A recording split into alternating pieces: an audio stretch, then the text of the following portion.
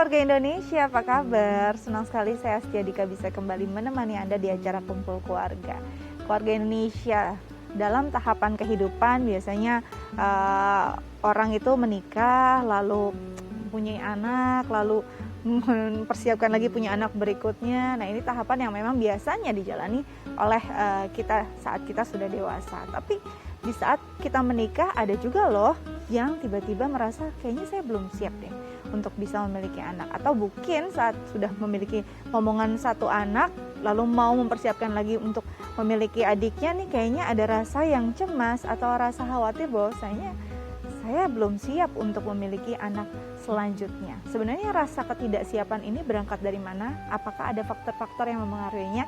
Ini akan kita bahas bersama psikolog kita, ada Anti Jovita. Langsung kita sapa ya. Halo Anti, apa kabar? Baik, Dika apa kabar? Aku baik, Anti. Anti, ini kita bicara tentang mempersiapkan diri untuk memiliki momongan. Itu suatu hal sebenarnya menggembirakan ya. Kalau kita lihat punya anak, pengalaman baru, pengalaman hidup baru, dan pastinya jadi satu hal-hal yang banyak yang luar biasa saat kehadiran anak dalam keluarga. Tapi pandangan ini juga bisa jadi berbeda untuk sebagian orang yang merasa dirinya sebenarnya belum siap punya anak. Bahkan karena ketidaksiapan memiliki anak, ada juga yang memutuskan untuk tidak menikah atau belum siap juga akhirnya membangun rumah tangga. Kalau kita bicara tentang kesiapan seseorang untuk memiliki anak, rasa tidak siap, rasa cemas, rasa khawatir tentang kehadiran manusia baru dalam kehidupannya ini sebenarnya faktornya apa sih yang mempengaruhi nanti?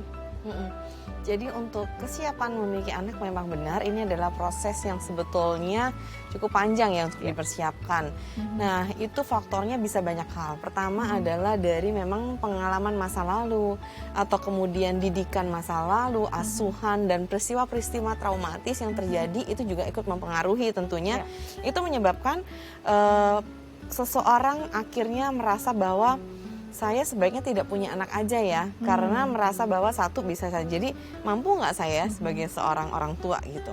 Kemudian yang kedua nanti kalau misalnya memang jadi orang tua, kemudian ada hal-hal nggak ya yang kemudian akhirnya aku lakukan yang akhirnya membuat anak aku tuh jadi bertumbuh dan berkembang dengan tidak baik misalnya seperti itu. Nah jadi yang dipersiapkan apa aja sih itu banyak sekali. Satu pertama adalah kondisi finansial tentunya. Jadi pada saat belum menikah bahkan orang itu sudah harusnya membicarakan kepada pasangannya mengenai hal ini. Tapi kalaupun memang itu tidak dibicarakan sebelum menikah, ya setidaknya pada saat awal-awal pernikahan dibicarakan. Kemudian yang kedua adalah persiapan yang berkaitan sama mental tadi yang katakan seperti luka masa lalu juga diselesaikan sebelumnya. Terus kemudian berkaitan sama mental ini adalah kita tahu bahwa pada saat kita memiliki anak, berarti ada hal-hal yang memang harus kita relakan atau korbankan. Misalnya pada saat kita belum punya anak, mungkin kita bisa menghabiskan waktu di kantor panjang gitu ya. Lemburan pun bisa diambil misalnya. Asal si pasangan kita menyetujuinya. Tapi pada saat punya anak kita nggak bisa lagi seperti itu. Dan kemudian kesehatan ini juga penting. Jadi ada baiknya ada dilakukan pemeriksaan kesehatan dan kemudian untuk dilakukan pemenuhan terhadap hal-hal yang memang harus dipenuhi. Misalnya contohnya vaksin-vaksin tertentu sebelum punya anak. Misalnya vaksin cytomegalovirus gitu. Itu kalau divaksin sebelumnya akan memang mencegah kemungkinan anak itu misalnya memiliki cacat bawaan seperti itu. Nah, kesehatan, kemudian juga tadi mental dan keuangan ini adalah hal-hal yang memang terpenting tentunya yang memang harus kita persiapkan pada saat kita mau memutuskan memang memiliki anak. Dan satu lagi sebetulnya keharmonisan rumah tangga itu juga harus dipertimbangkan. Jadi pada saat memang hubungan suami istri ini masih banyak sekali hal yang dipermasalahkan, masih sering konflik, itu sebaiknya diselesaikan dulu. Jangan kemudian akhirnya punya persepsi seperti ini. Nanti kalau ada anak bisa berubah kok gitu ya. Tidak. Jadi kita benahi dulu. Oke, aku terlalu banyak emosi, aku terlalu banyak suka marah, bahkan misalnya ada perilaku-perilaku aku yang terlalu kasar. Nah, ini sebaiknya kita beresin dulu sehingga pada saat kita punya anak, kita bisa memberikan seorang contoh figur yang baik buat anak. Dan kita juga bisa mengasuh dengan baik juga tentunya. Kalau memang kita sudah memperbaiki dulu komunikasi dan hubungan kita sebagai suami istri. Oke, jadi karena ini ternyata memiliki keturunan bukan masalah reproduksi, bukan sekadar itu gitu ya, panjang banget dan mungkin sebagian besar pandangan di Indonesia masih sulit juga nih karena kata menunda punya anak ini kayaknya tabu. Nanti kita bahas ya, tapi betul. kita harus jeda dulu ya nanti ya. Jangan kemana-mana pemirsa, tetap bersama kami nanti di Kumpul Keluarga.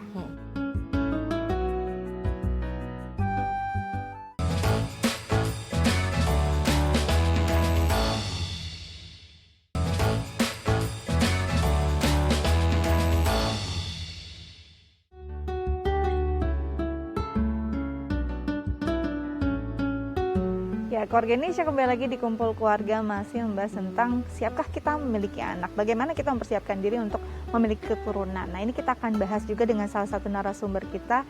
Hari ini kita akan coba sapa dia ya, ada Ibu Ria. Halo Ibu. Halo Ibu Ria. Apa kabar? Hai. Baik, sehat, puji Tuhan. Puji Tuhan. Baik, Ibu Ria, kita bicara tentang mempersiapkan diri memiliki keturunan. Kalau boleh tahu, Ibu sendiri sudah memiliki keturunan atau memang sedang dalam persiapan? Saya sudah memiliki keturunan, kemudian sedang mempersiapkan untuk anak kedua, ketiga. Semoga ya.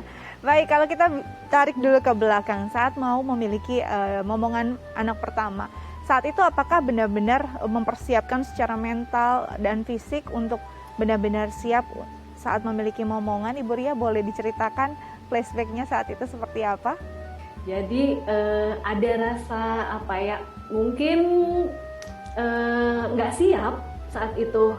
Pengennya masih pacaran, pengennya masih mengenal, konflik pasti banyak gitu. Kendala apa yang paling mengganggu atau paling mengkhawatirkan di saat proses akhirnya memiliki momongan di luar planning? Harus memutuskan kerja. Ketika ya masa muda pasti pengen menanjak terus gitu, tapi ketika terbentur dan suami memang harus keluar kota terus dengan pekerjaannya gitu, terus mau minta orang tua untuk kesini tuh rasanya kayaknya kurang etis gitu. Nah, akhirnya mau nggak mau ya harus mundur dari sebuah pekerjaan, dari sebuah mimpi yang dari awal harus pengen dicapai, ternyata ya inilah harus mundur dengan menjaga anak. Untuk mengikhlaskan hal itu, apa yang bisa Mbak Ria atau Ibu Ria saat itu lakukan untuk paling tidak memahami bahwa ini adalah keputusan yang paling benar yang harus saya lakukan? Ya paling saya ini ya lebih banyak mencari komunitas yang pasti, terus mencari pengetahuan bagaimana cara mendidik anak yang benar menurut kami gitu. Kemudian lebih mendekatkan diri pada Tuhan, sepertinya itu yang wajib biar tetap waras. Oke. Baik, nanti kalau kita lihat apa yang dialami Ibu Ria ini mungkin potongan atau plot yang dialami juga wajah-wajah perempuan lain yang mengalami hal serupa. Di dalam posisi ambang ini apa yang harus dilakukan sebenarnya nanti? Apakah memang berhenti dari pekerjaan adalah hal yang terbaik yang bisa dilakukan untuk menjadi seorang ibu? Iya, betul. Jadi sebetulnya yang terbaik itu akan berbeda-beda ya, kembali ke diri dan juga ke pasangan. Dikomunikasikan seperti apa harapannya. Nah, kemudian untuk mengambil keputusan ini memang tadi setiap keluarga punya pemikiran yang berbeda-beda, kemudian juga akan solusinya juga berbeda-beda dan semua itu tentunya baik. Kalau memang tadi seperti yang dikatakan Mudia bahwa mengambil keputusan untuk berhenti dari pekerjaan dan kemudian itu juga memang Bu Rianya juga mengikhlaskan, itu adalah suatu hal yang luar biasa. Yang luar biasa. Karena sebenarnya menjadi seorang ibu ya, itu adalah suatu pekerjaan juga tentunya yang mulia gitu. Nah, tapi kalau mungkin keluarga lain karena satu dan lain hal, kemudian akhirnya merasa bahwa aku masih nggak siap nih untuk berhenti pekerjaan, tapi kok aku dipaksa ya sama suami harus berhenti. Nah, itu makanya harus dibereskan, dikomunikasikan terlebih dahulu apakah misalnya ambil pekerjaan part time atau kemudian bisa dilakukan di rumah atau seperti apa. Nah, itu kembali lagi ke keluarga masing-masing. Jadi memang sebenarnya setiap bentuk pasangan beda-beda, unik dan penyelesaiannya pun berbeda-beda dan apa yang Ibu Ria lakukan luar biasa, bisa mengikhlaskan hal tersebut dan bisa mengisinya dengan hal-hal yang positif ya. Baik, Ibu Ria. Ini Ibu Ria tadi sedang program untuk anak kedua, kalau bisa anak ketiga. Ini luar biasa, di mana tadinya dimulai dengan persiapan yang kurang saat memiliki momongan pertama, tapi akhirnya mantap untuk memiliki anak selanjutnya, anak kedua dan ketiga. Ini kan luar biasa. Biasanya kalau ada pengalaman yang kurang baik, akhirnya satu aja deh, kayaknya satu sudah cukup gitu. Apa yang membuat Ibu Ria akhirnya merasa saya lebih siap nih untuk memiliki anak selanjutnya saat ini? Yang jadi kesiapan saya pastinya saya berdamai dengan diri saya. Setelah saya berdamai, terus saya membuka komunikasi dengan suami, itu lebih enak ya, lebih nyaman dibanding yang kemarin waktu awal mimpinya pengen menahan dulu punya anak, masih pengen pacaran, ternyata tiba-tiba punya lebih dulu gitu. Yang pasti itu berdamai dengan diri, kemudian sama lingkungan, bahkan sama anak pun saya lebih memberikan hal yang bukan nih loh gara-gara kamu mama nggak bisa mencapai mimpi gitu. Nah itu tuh yang hal seperti itu tuh yang kayaknya harus dihilangkan jauh-jauh, kemudian untuk bisa memaafkan diri, yaitu disiapkan semuanya. Berdamai dengan diri sendiri dan tidak menyalahkan justru ke anak, karena itu ada keputusan yang diambil secara sadar. Kalau untuk mempersiapkan anak kedua ini excited pastinya, karena sudah di planning. Tapi ada nggak sih kecemasan lain justru yang timbul saat mempersiapkan anak atau momongan kedua? Kecemasannya kejar-kejaran sama umur pasti. Betul.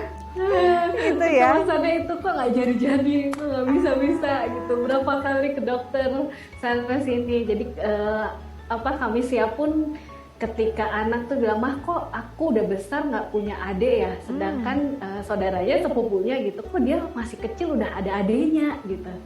Terus ya awalnya saya hanya berpikir saya bisa nggak ya membagi kasih sayang saya untuk ya walaupun itu darah daging sendiri, tapi kan bagi anak terus membanding-bandingkan tuh pasti akan terjadi lah hal itu gitu. Nah saya bisa nggak tidak melakukan itu, membandingkan anak pertama, kedua, puji Tuhan semoga bisa jadi 3 gitu. Itu bisa nggak gitu? Karena kan tiap orang pribadi berbeda ya. Baik, jadi akhirnya kayaknya setiap usia, setiap tahapan pasti ada kendalanya saja ya. Saat kita lebih dulu diberi, cemas. Belum diberi, cemas. Kejar-kejaran lagi sama usia ini juga jadi kecemasan tersendiri. Baik, Ibu Ria, di sini psikolog kita, mungkin ada nggak yang Ibu Ria ingin share atau ingin Ibu tanyakan terkait tema kita hari ini? Silakan. Saya sih hanya mau tanya, mungkin dengan kegalauan saya akhirnya berani memutuskan punya anak ini, yaitu tadi yang saya bilang bahwa bagaimana sih saya bisa membagi perasaan, kalau waktu udah pasti dong kita sendiri gitu, perasaan untuk tidak membandingkan dengan anak nanti gitu, atau membagi rasa sayang lah gitu, gimana ya Bu? Oke, bagaimana nih biar bukan membagi rasa sayangnya bisa penuh dua-duanya, bagaimana nanti? Iya betul, jadi untuk Bu Ria, nah tentunya tadi yang dari pengalaman anak pertama itu kan sebetulnya membuat Bu Ria ini memang punya kepercayaan diri gitu, karena buktinya tadi semua kegelisahan, kecemasan yang dimiliki pada saat pertama, ternyata pada sampai di titik ini, aku bisa loh gitu kan ya. Memang Bu Ria punya kekuatan untuk bisa melakukan problem solving itu pada saatnya nanti gitu. Jadi fokus pada sekarang dulu. Jadi sekarang ini kan anaknya 1 ya. Jadi fokus ke here and now, waktu, tenaga, pikiran ke anak ini dulu. Dan pada saat memang Tuhan memberikan, dan kan waktu Tuhan adalah waktu yang terbaik ya. Kita harus percaya itu. Pada saat itu diberikan, nanti kita akan bisa dengan sendirinya kok melakukan itu. Misalnya dengan mengikuti sesi-sesi parenting, atau kemudian berkomunikasi antara anak pertama dan kedua, yaitu misalnya contohnya kita berikan penekanan pada kakaknya bahwa ini kan ada adik nih, nah adik kan masih kecil jadi belum ngerti, jadi apa-apa kita lakukan sama-sama yuk buat adiknya. Jadi si kakak ini selalu dilibatkan sehingga dia muncul rasa bahwa memang dia adalah sebagai kakak yang juga harus ikut bersama dengan ibunya ini untuk mengasuh dan membesarkan adiknya bersama-sama. Nah sehingga kecemburuan itu pun bisa diminimalisir. Kalau namanya kecemburuan pasti setiap anak itu ada tahapan kecemburuan sama saudara kandungnya. Betul. Makanya ada istilah sibling rivalry, dan itu semua wajar, dan itu memang justru diperlukan untuk dia di masa depannya. Misalnya contohnya untuk dia kemudian punya rasa persaingan yang sehat dengan yang lain, punya kemampuan untuk berkomunikasi dan bernegosiasi, itu semua kan didapatkan dari bagaimana dia awalnya bersaing dan kemudian cemburu dulu sama adiknya. Kemudian ada proses ngobrol sama adiknya, menyelesaikan masalah, jadi itu akan berjalan dengan sendirinya. Jadi fokus ke sekarang, yang belum terjadi jangan dicemaskan, karena terkadang kita suka, kalau istilah sekarang kan overthinking gitu ya, jadi belum terjadi tapi kita udah cemaskan, atau kita cemaskan yang sudah lewat. Nah sehingga lebih ke here and now-nya itu difokuskan supaya nanti pada saat lahir baru kemudian nanti akan kita siap gitu. Kira-kira seperti itu Ibu Ria. Iya. Mudah-mudahan bisa benar-benar berimpact juga ya, dan Lah. bisa langsung diterapkan nih untuk mempersiapkan program momongan berikutnya. Ibu Ria, terima kasih banyak sudah berbagi bersama kami di Kumpul Keluarga. Sampai jumpa. Sampai jumpa. Baik. Seru ya, apa yang dilakukan Ibu Ria ini luar biasa, dia bisa fight gitu dengan apa yang kondisinya. Tapi ada sebagian orang yang memang akhirnya benar-benar sepertinya saya tidak siap, dan akhirnya justru mendapat stigma dari orang lain. Bagaimana ya menghadapinya, dan bagaimana kita bisa menghargai keputusan mereka, nanti kita bahas ya nanti setelah jeda berikut. Jangan kemana-mana, tetap bersama kami di Kumpul Keluarga.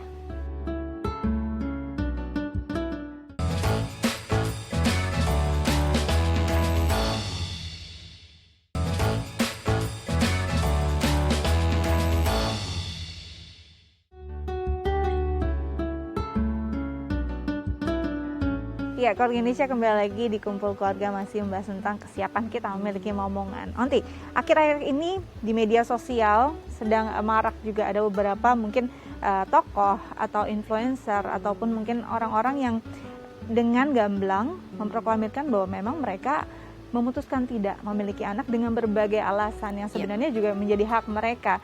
Tapi akhirnya stigma dan mungkin justru dapat tekanan dari orang-orang yang bukan mungkin di eksternal mereka. Sebenarnya kalau kita lihat hal ini untuk berpikir secara bijak, saat seseorang mungkin karena mereka memang tokoh, jadi akhirnya berusaha untuk menjelaskan. Tapi banyak juga yang sebenarnya bukan siapa-siapa, tapi memutuskan untuk tidak memiliki anak. Hal ini kan sebenarnya berangkat lagi dari faktor-faktor yang bisa terjadi karena inner child-nya, karena hal-hal yang terjadi di masa lalunya. Bagaimana sebenarnya proses ini membuat orang yakin bahwa dia benar-benar tidak siap untuk, atau mungkin tidak punya keinginan untuk memiliki momongan. Jadi memang ini adalah suatu keputusan yang memang sudah dipikirkan terlebih dahulu tentunya oleh si pasangan tersebut ya.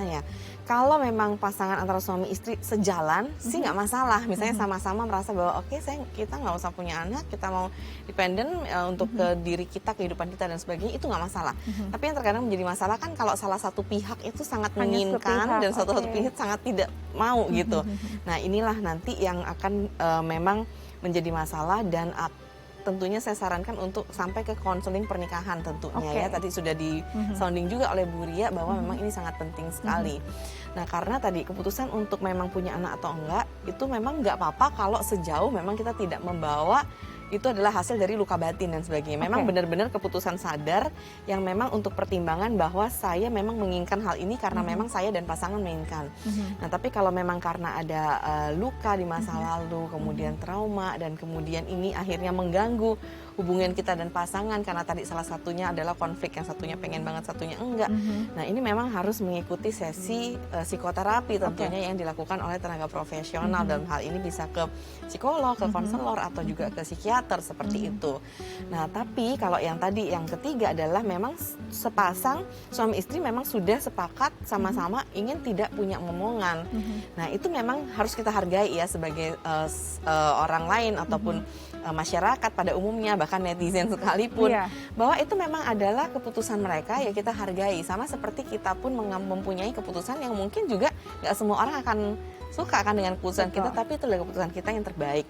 Nah buat si pasangan suami istri ini sendiri, kalau memang menghadapi dilema berkaitan dengan perkataan orang, apaan sih kok nggak nikah, nggak punya anak, ngapain dong nikah dan sebagainya. Nah ini berkaitan dengan ini, memang kita harus memisahkan bahwa yakini bahwa apa yang kita sudah putuskan itu memang benar. Kata-kata orang kita bisa abaikan dengan cara apa? Nah itu bisa ada dua hal, karena kan balik lagi ke kepribadian seseorang. Ada kepribadian seorang yang dikatain macam-macam sama orang, dia cuek aja. Ya udah biarin aja gitu, aku nggak mau dengerin dan kamu bukan siapa-siapa yang untuk bisa menentukan hidup aku. Nah kalau memang tipe kepribadiannya yang termasuk cuek seperti itu fine, biasa bisa survive lah, oke lah dengan omongan yang banyak. Tapi kalau misalnya ternyata tipe kepribadian kita itu suka diomongin orang, kita langsung masukin, terus kemudian kayak kita blaming self, menyalahkan, akhirnya mempertanyakan eksistensi diri dan keberadaan diri. Nah ini kan yang kurang sehat. Nah sehingga kalau memang seperti itu, memang perlu dilakukan upaya nih untuk bisa satu, lebih cuek atau bahkan menjawab mereka. Misalnya, tolong jangan jawab itu, jangan Menanyakan berbicarakan tentang itu ya? hal itu karena aku tidak terlalu nyaman ya kamu tanyakan seperti itu. Jadi perlu kita komunikasikan sama orang lain tersebut yang memang mengatakan kepada kita, apalagi kalau keluarga dekat, Iya. teman-teman dekat yang kita Betul. setiap hari itu bisa ketemu, terus nanyanya tuh bisa sehari, bisa sampai kayak makan Berkali-kali. obat gitu ya, 3 kali nanya itu mulu. Kita perlu secara asertif sih, kalau itu nggak nyaman kita bilang, maaf ya, saya jangan tanya itu terus ya, aku nggak nyaman. Supaya mereka itu tahu bahwa memang tidak menanyakan hal itu kembali. Oke, kalau kita bicara tentang teman atau mungkin orang-orang yang tidak terlalu dekat, kayaknya memang kita tidak punya kewajiban juga untuk menjelaskan sejauh itu. Tapi bagaimana dengan orang tua ataupun mertua yang pastinya ingin sekali punya cucu? Apa jawaban paling bijak untuk menjawab pertanyaan mereka? Kenapa kamu tidak siap untuk memiliki momongan? Ya, jadi tergantung apakah memang kita memang belum mau dan belum menginginkan, atau memang kita sudah memutuskan bahwa tidak Tidak sama sekali. sama sekali. Apabila keputusannya memang tidak sama sekali, kita memang harus jelaskan kepada pihak mertua atau orang tua, karena itu adalah pihak terdekat kita yang di circle pertama kita ya. Kita bilang bahwa, Ma, kami berdua gitu ya sudah memutuskan bahwa kami tidak akan punya anak. Karena apa? Alasannya boleh dikemukakan kalau memang kita nyaman mengemukakannya. Nah, setelah itu mereka nanti akan berjalan dengan waktu, mereka akan menyesuaikan. Ada orang tua yang langsung menerima, oh gitu ya udah nggak apa-apa. Tapi ada juga kan yang nggak terima nih ya kan. Nah, begitu nggak terima, yang penting sebetulnya kekuatan di suami istri. Kalau memang kita sudah menjelaskan dengan baik, nah sisanya biarkan nanti mereka akan menerima keputusan itu sejalan dengan waktu. Dan kalau menurut kita ini adalah hal yang terbaik, ya memang itu yang harus dilakukan. Nah, terkadang kan ada keluarga yang tadi itu sampai meributkan dan sebagainya. Sebaiknya yang menjelaskan adalah memang kita berdua. Jadi jangan sampai kayak kita menyerahkan seutuhnya kepada pasangan, udah kamu aja yang jawab, dia kan mama kamu gitu ya. Nah kan kasihan, dia berjuang sendiri, ngelawan sendiri, sementara kitanya. Jadi sebaiknya kita memang berhadapan berdua dengan suami, kemudian atau dengan istri, hadapin orang tua ataupun mertua, kita jelaskan bersama-sama dan kita bilang bahwa ini keputusan terbaik dari kita berdua, tolong mama hargai. Oke, jadi tolong dihargai. Jadi itu tadi balik lagi bahwa yang harus digarisbawahi, sepakat dulu pasangannya terhadap keputusan yang mereka buat, lalu setelah itu menerima dan juga bisa menyesuaikan karena kondisinya bisa berubah-ubah atau kondisinya bisa surprise juga dari apa keputusan yang kita ambil ya Anti ya. Baik Anti, terima kasih banyak sudah berbagi bersama kami di Kumpul Keluarga. Jangan lupa untuk jaga kesehatan ya Anti ya. Amin, Dika juga ya. Siap. Nah, keluarga Indonesia bagaimana? Semoga ini bisa jadi bahan refleksi untuk kita bahwa kesiapan kita memiliki keturunan bukan cuma masalah reproduksi, tapi juga kesiapan kita membesarkan seorang manusia. Saya Astia Dika pamit undur diri, jangan lupa untuk selalu jaga protokol kesehatan. Sampai juga.